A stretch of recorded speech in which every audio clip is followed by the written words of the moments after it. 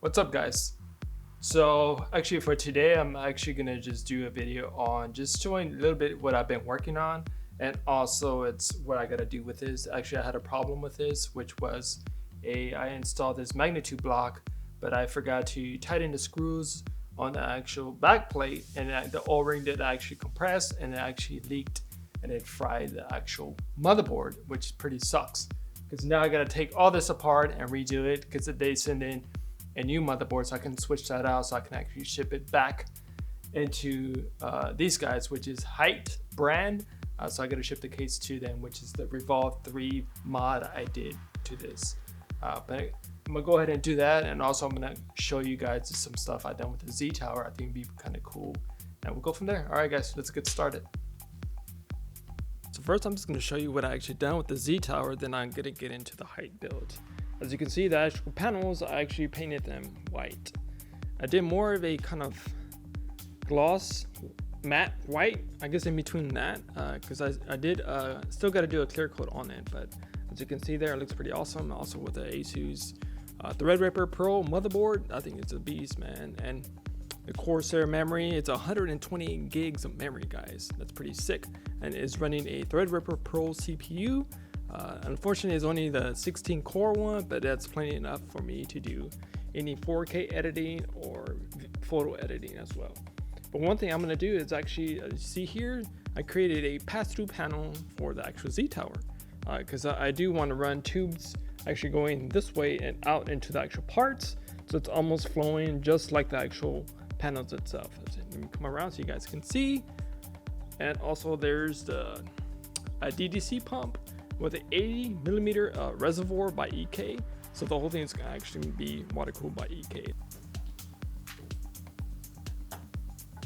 So this is actually gonna look pretty awesome, guys. I'm pretty excited for it because this is how I actually did the pass-through panel, and this is actually what connects to the motherboard standoffs here, and that's how I actually get this to actually stay in place. And these are the holes where the pass-through actually screws on, so I can actually run. But also I did the design to kind of match the case as well on actually these here. But with the tubes, I'm gonna use titanium tubes, and I'm actually gonna flame polish these. As you can see here, these are much more stiffer metal, so even cutting this, I had to use a saw blade in order to actually cut the titanium. But I can still bend these. That's a good thing, that my bender can actually still bend these by hand. But I'm pretty excited how everything's gonna turn out, because also with the nice polish, flame polish, and also with the white, I think it's gonna look pretty awesome. So I'm actually gonna drain this. The way I drained it is actually, there's a knob here that actually drains the actual system. So this is a drain port. So I had it set where actually there's a tube that comes down and it drains out. So I'm actually going, but I forgot the drain plug. Hold on. Alright, guys, so the first step I can do is going to drain the system here. The way this is drained, there's a drain valve here in the bottom, so they actually give me the access to actually drain the system. So I'm going to go ahead and do that. So I'm going to unscrew this while I do that. So pretty easy. And screw this in to drain the actual system.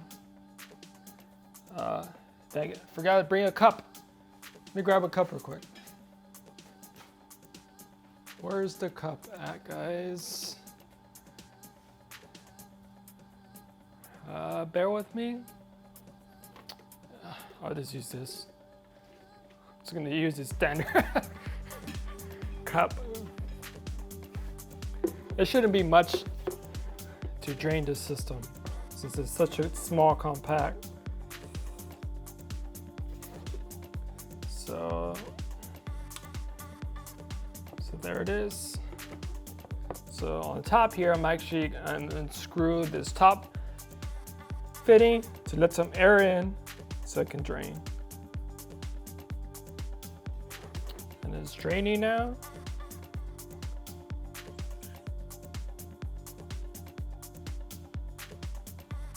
There we go.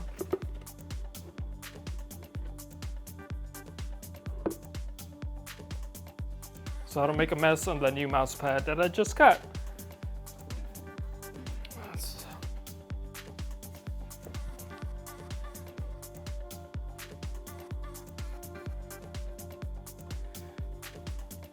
So the system's fully drained. Well, part of it, some of it, not everything, because of the complex of the actual tubes. That's what's kind of hard to drain the whole thing out. But I think it's pretty much good to go for now.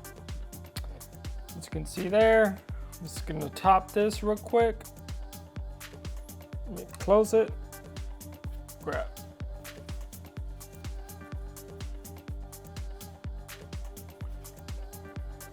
So I might still have some liquid in here and these runs. So I'm gonna take this out and let me actually get a cup.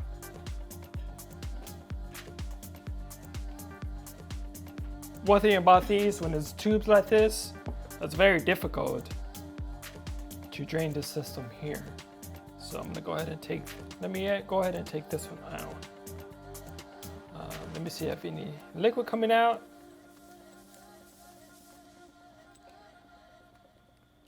Unscrew this.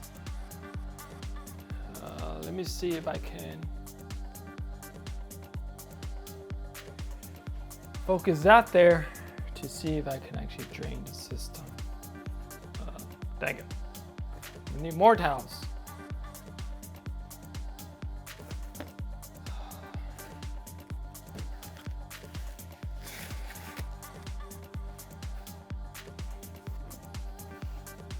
Grabbing more towels, kind of just put it there just in case any liquid comes out. So I'm gonna, there we go. Kind of tilt it just a bit. See if anything comes out. And pretty much good to go there. Now I'm gonna take this one on top out. As you can see, some of it did come off.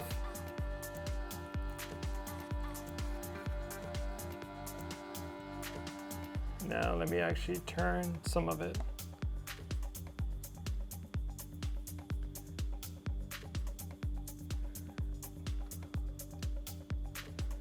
So once that's done, I need to get my wrench because I'm gonna top those off. Trying to get some plugs so it's easier to take panels out. And the way these panels were made, they were stacked panels. It was a pretty tight system here. So I'm gonna go ahead and take this one out here.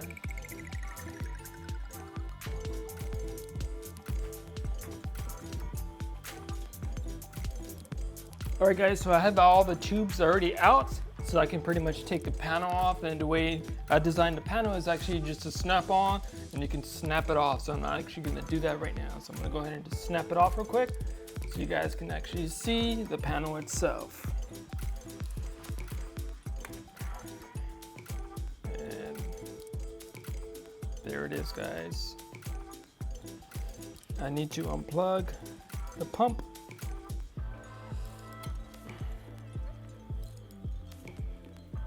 There you have it, guys. See, here's the actual panel. And what's cool about this panel is actually the way I designed it. It's actually have all the tubes connected to the center panel.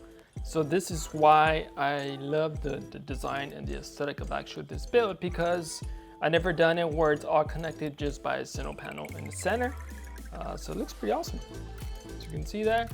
And this tube right here, actually it's clear, so you can actually see the levels of the tube as you're actually filling it, or also as the system is running. So it looks pretty awesome, right? Pretty stacked panel, as you can see. Love it. I'm gonna go ahead and put this to the side and start taking the other tubes out. Actually, let me see if I need to drink some water real quick. What am I doing? Should have done it on here.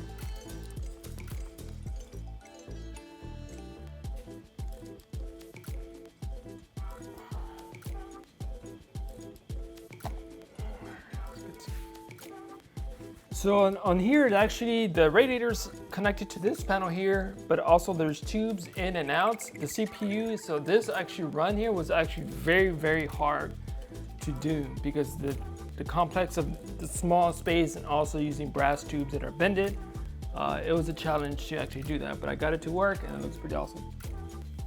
I had a monoblock installed, which was this one here, but it was leaking from the back plate here because I didn't have it fully screwed in, so that's what happened to the actual motherboard. It pretty much got shorted from this build, so that's why I had to go in and switch this out and making sure that I use the motherboard that actually works. And I'm actually going to use this CPU block instead of the magnitude just to be on the safe side. But I'm gonna go from there, and hopefully guys, I'll catch you on the next one, guys. I just want to share with you guys just a brief little bit design details on this. I think it came out pretty awesome as far as how small it is and how compact and how difficult it is to work with something so small with bended brass tubes. But I made it work, and hopefully you guys stay tuned for the next one and subscribe, guys. All right, catch you on the next one, guys. Peace.